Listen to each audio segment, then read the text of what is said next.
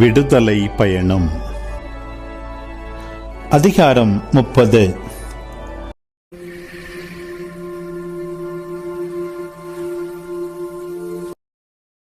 நறுமணப் பொருள் எரிக்குமாறு ஒரு பீடம் செய். சித்திம் மரத்தால் அதனை செய்வாய். நீளம் 1 முழம், அகலம் 1 முழம் என்று அது சதுரமாக அமையட்டும். அதன் உயரம் 2 முழம். கொம்புகளும் அதனுடன் ஒன்றிணைந்தவையாக இருக்கட்டும். அதன் மேல் பாகம், அதன் பக்கங்கள், அதன் கொம்புகள் ஆகியவற்றை பசும்பொன்னால் வேய்ந்து சுற்றிலும் தங்க தோரணம் பொருத்து, அந்த தோரணத்திற்கு கீழே 2 மூலைகளிலும் 2 பொன் வளையங்கள் வீதம் 2 பக்கங்களிலும் பொருத்து, அதை தூக்கிச் செல்வதற்கான தண்டுகளுக்கு அவை பிடிப்பாக விளங்கும். சித்திம் மரத்தால் அத்தண்டுகளை செய்து அவற்றையும் பொன்னால் வேய்ந்திடு. உடன்படிக்கை பேழைக்கு முன்னால் திருத்தூயக திரையின் முன்னிலையில் தூப பீடத்தை வைப்பாய். உடன்படிக்கை பேழை மேலுள்ள இரக்கத்தின் இருக்கையில் நான் உன்னை சந்திப்பேன். காலைதோறும் ஆரோன் அதன் மேல் நறுமணப் பொருள் எரிப்பானாக. விளக்குகளை ஆயத்தப்படுத்தும் போதும் அவன் நறுமணப் பொருள் எரிப்பானாக. மாலை மங்கும் வேளையில் ஆரோன் விளக்குகளை ஏற்றும் போது உங்கள் தலைமுறை தோறும் ஆண்டவர் திருமுன் இடைவிடாமல் நறுமணப் பொருள் எரிப்பானாக. வேற்று நறுமணப் பொருளையோ மற்றும் எரிபலியையோ உணவு படையலையோ அதன் மேல் படைத்தலாகாது. அதன் மேல் நீர்ம படையலையும் ஊற்றக்கூடாது. ஆண்டுக்கு ஒரு முறை ஆரோன் அதன் கொம்புகள் மேல் பாவ கழுவாய் நிறைவேற்றுவான். ஆண்டுக்கு ஒரு முறை பாவம் போக்கும் பலியின் இரத்தத்தில் கொஞ்சம் எடுத்து பாவ கழுவாயை உங்கள் தலைமுறை தோறும் நிறைவேற்றுவான். ஏனெனில் அது ஆண்டவருக்கு புனிதமிக்கதாகும். ஆண்டவர் மோசேயை நோக்கி, நீ இஸ்ரேல் மக்களின் எண்ணிக்கைக்காக குடிக்கணக்கு எடுக்கும்போது எண்ணிக்கைக்குட்பட்டவர் ஒவ்வொருவரும் தம் உயிருக்கு ஈடாக ஆண்டவருக்கு மீட்பு பணம் கட்ட வேண்டும். இல்லையெனில் அவர்கள் கணக்கிடப்படுகையில் அவர்களிடையே கொள்ளை நோய் வந்துவிடும். எண்ணிக்கைக்குட்படும் யாவரும் திருத்தல செக்கேலில் 1/2 செக்கேல் வீதம் கட்ட வேண்டும். 1 செக்கேல் என்பது 20 கேரா என்க. அந்த 1/2 செக்கேல் ஆண்டவருக்குரிய காணிக்கையாகும். எண்ணிக்கைக்கு உட்படும் அனைவரும், அதாவது 20 வயதும் அதற்கு மேற்பட்டவர்களுமான ஆண்கள் யாவரும் ஆண்டவருக்குரிய காணிக்கை அளிப்பார்கள். உங்கள் உயிர்களுக்கு பாவ கழுவாயாக ஆண்டவருக்குரிய காணிக்கை செலுத்தும் போது பணக்காரன் 1/2 செக்கேலுக்கு அதிகமாகவோ ஏழை அதற்கு குறைவாகவோ கொடுக்க வேண்டாம். இஸ்ரேல் மக்களிடமிருந்து பாவ கழுவாய் பணத்தை வசூலித்து அதை சந்திப்பு கூடார திருப்பணிக்கென்று கொடுத்துவிடு.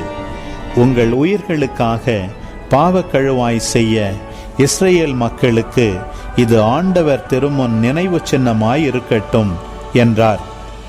பின்னும் ஆண்டவர் மோசேயிடம், கழுவுவதற்காக ஒரு வெண்கல நீர் தொட்டியை அதற்கான வெண்கல ஆதாரத்தோடு செய்.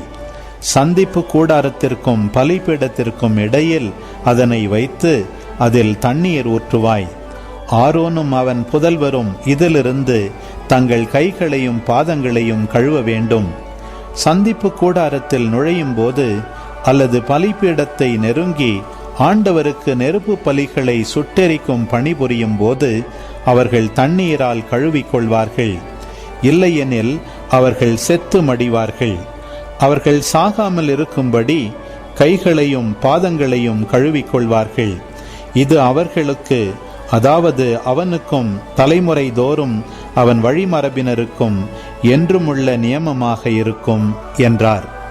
மீண்டும் ஆண்டவர் மோசேயிடம், 500 திருத்தல செக்கேல் எடைக்கு உயர்தர வெள்ளை போலம், அதன் பாதி நிறையாகிய 250க்கு மணங்கமழும் கருவாப்பட்டை, 250க்கு நறுமண வசம்பு, 500க்கு லவங்கப்பட்டை ஆகிய தலை சிறந்த நறுமண பொருள்களை எடுத்து 1 கலயம் அளவு ஒலிவ எண்ணெயும் சேர்த்து திறமை வாய்ந்த பரிமள தயாரிப்பாளன் செய்வது போல் கூட்டு தைலமாக ஒரு தூய திருப்பொழிவு எண்ணெய் தயாரிப்பாய். இது தூய திருப்பொழிவு எண்ணெயாக இருக்கும். இதை கொண்டு சந்திப்பு கூடாரம், உடன்படிக்கை பேழை, மேசை, அதன் அனைத்து துணை கலன்கள், விளக்கு தண்டு, அதன் துணை கலன்கள், தூப பீடம், எரிபலி பீடம், அனைத்து துணை கலன்கள், நீர்த்தொட்டி, அதன் ஆதாரம் ஆகியவற்றை திருப்பொழிவு செய்வாய்.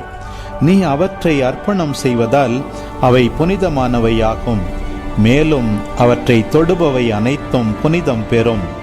ஆரோனுக்கும் அவன் புதல்வருக்கும் நீ அருள் பொழிவு செய்து அவர்களை எனக்கு குருத்துவ பணி புரியுமாறு திருநிலைப்படுத்துவாய். மேலும் நீ இஸ்ரேல் மக்களுக்கு அறிவிக்க வேண்டியது, இது என்னுடைய தூய திருப்பொழிவு எண்ணெயாக உங்கள் தலைமுறை தோறும் இருக்க வேண்டும். சாதாரண தேவைக்காக மனித உடலில் அது பூசப்படலாகாது. இந்த கலவை விகிதப்படி இதை போன்ற எண்ணெய் தயாரிக்கப்படலாகாது. இது புனிதமானது, உங்களுக்கும் இது புனிதமானதாக இருக்கட்டும். இதை போன்று கலவை தயார் செய்பவனும் இதிலிருந்து பிற மக்களுக்கு கொடுப்பவனும் தன் மக்களிடமிருந்து விலக்கி வைக்கப்பட வேண்டும் என்றார். ஆண்டவர் மோசேயை நோக்கி, நறுமணப் பொருள்களான வெள்ளைப்போளம், குங்கிலியம், கெல்பான், பிசின் ஆகியவற்றையும் கலப்பில்லா சாம்பிராணியையும் சம அளவில் எடுத்துக்கொண்டு உப்பு சேர்க்கப்பட்ட துப்புரவான புனித நறுமண கட்டியை திறமை வாய்ந்த பரிமள தயாரிப்பாளன் செய்வது போல நீ தயாரிக்க வேண்டும். அதில் ஒரு பகுதியை நன்கு பொடியாக்கி நான் உனக்கு காட்சி தரும் சந்திப்பு கூடாரத்தில் உள்ள உடன்படிக்கை பேழைக்கு முன்னால் வைக்க வேண்டும். அது உங்களிடையே தூய்மை மிக்கதாக திகழும். இந்த கலவைக்குரிய விகிதப்படி நறுமண கட்டியை நீங்கள் உங்களுக்கென்று செய்து கொள்ள வேண்டாம். ஆண்டவர் பொருட்டு இது உங்களிடையே தூயதாக திகழும். நறுமணம் முகர்வதற்காக இதை போன்று செய்பவன் எவனும் தன் மக்களிடமிருந்து விலக்கி வைக்கப்பட வேண்டும் என்றார். அன்பு உறவுகளே, இது உங்களுக்கான நேரம். இக்காணொளியில் ஒளி வடிவில் விடுதலைப் பயணம் 30ஆம் அதிகாரத்தை முழுமையாக பார்த்தும் கேட்டும் ஜெபித்தும் இருப்பீர்கள். இன்றைய இறைவார்த்தையின் அடிப்படையிலான கேள்வி: நறுமணம் முகர்வதற்காக இதைப்போன்று செய்பவன் எவனும் தன் மக்களிடமிருந்து எப்படி வைக்கப்பட வேண்டும் என்றார். பதில்களை கமெண்ட்ஸில் பதிவு செய்யவும். இதுபோன்ற வீடியோக்களை தொடர்ந்து காண இந்த வலைதளத்தை சப்ஸ்கிரைப் செய்யவும். மேலும் லைக் கொடுத்து எங்களை ஊக்கப்படுத்தவும். இப்பதிவுகளை மற்றவரோடு பகிர்ந்து ஷேர் செய்து நாளும் திருவிவிலியத்தின் ஒரு அதிகாரத்தை வாசிக்கவும், கேட்கவும், பார்க்கவும் நீங்கள் உதவிடலாம். மீண்டும் அடுத்த காணொளியில் சந்திப்போம். இந்த நாள் இனிய நாளாய் அமையட்டும். இறைவன் உங்களை ஆசீர்வதிக்கட்டும்.